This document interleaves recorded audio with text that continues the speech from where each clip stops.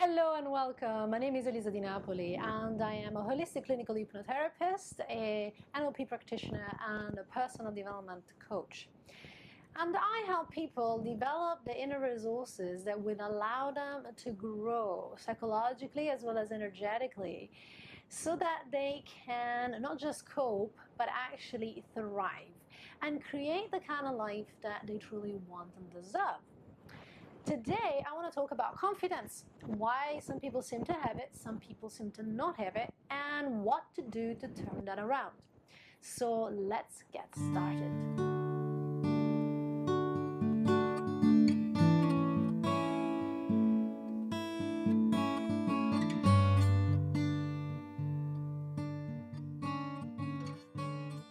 So what is confidence? Confidence is a state of mind associated with being calm, grounded, present, and having that belief that you can master or have mastered the situation that you're confident in, or the area of your life that you're confident in. Now, I'm saying this because confidence is context dependent. There are areas of your life where you would be more confident than other areas of your life. Now, a lot of people come to me saying, I'm not confident. And the first question I ask them is, what area of your life are you not confident in? Because chances are you are more confident perhaps cooking a meal for your family, but maybe not so confident asking for a raise at work. Or it may be that you're very good at programming software, but not so good asking a girl out. So it's not that you are not confident at all, but it's that there's areas of your life where you're less confident. Now, what makes people more or less confident? Two things: experience in that area and a mental mindset. So on one hand, it's having built enough experience in that area that you know you can master that area. And on the other hand, having a positive mindset where you believe that you can master that area or master the skills connected to that area of your life. And you visualize positive outcomes and positive ways of being connected to the area of your life. Now, if you're not confident, it could be because you don't have experience in that area, or you've got negative experience in that area, or you've got lack of mental control. So, for example, if you have anxiety, you would be prone to visualize negative scenarios, visualize catastrophic outcomes.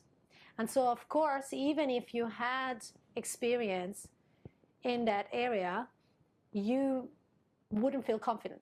So, for example, it could be that you have hours and hours and hours of experience playing the guitar.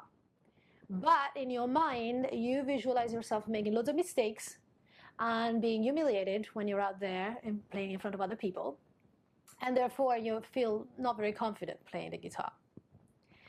On the other hand, people that look like they've got natural confidence, they weren't born with it. But what happened is most likely they got validated from an early age in their belief that they were good at that area. So for example, say that you were told when you were a teenager that you were really smart and very gifted academically. Well, you would have then formed a self-image that corresponded to that belief that you could master this, you could master being academically, doing well at university, doing well at school, and therefore you would have been likely to have engaged in a lot of activities around that area, studied a lot, applied yourself, had very good grades, and therefore that would have cemented that belief that you are just good at whatever it was, maths or English or whatever it was, right? So what do we do to improve in an area of our life that we're not so confident in? Well, there's two ways. The first one is what I call in vivo virtual reality mental rehearsal that causes you to have the right mindset. And on the other hand, in vivo, out there, getting yourself out there and building on the experience, learning to master the skill in reality. But if you don't have the right mindset, going out there, putting yourself out there isn't going to be that easy. So for example, you may want to improve your skills at dating. If you spend all your time imagining catastrophic scenarios of how you're going to make a fool out of yourself in front of people of the opposite sex, chances are your dates are not going to go very well. So you need, first of all, to master the internal dialogue, to have that right mindset through positive visualizations, hypnosis, NLP, coaching, you name it, all those techniques. So that then when you are out there, you are going to put them into practice. And it's going to be much easier for you to do so. I'm not saying it's going to be a breeze, because nothing that pushes you out of your comfort zone is ever a breeze. But it's going to be easier for you to do this successfully and then to build on the little successes and become a master eventually. So, in no way this, of course, was meant to be a video that's comprehensive, but it was more about giving you an insight in the core of confidence, what confidence actually is and what it's made out of. So for more practical exercises, stay tuned. Leave a comment below if you've got a specific question about a specific situation, how to improve your confidence in a specific area of your life. And see you in the next few videos.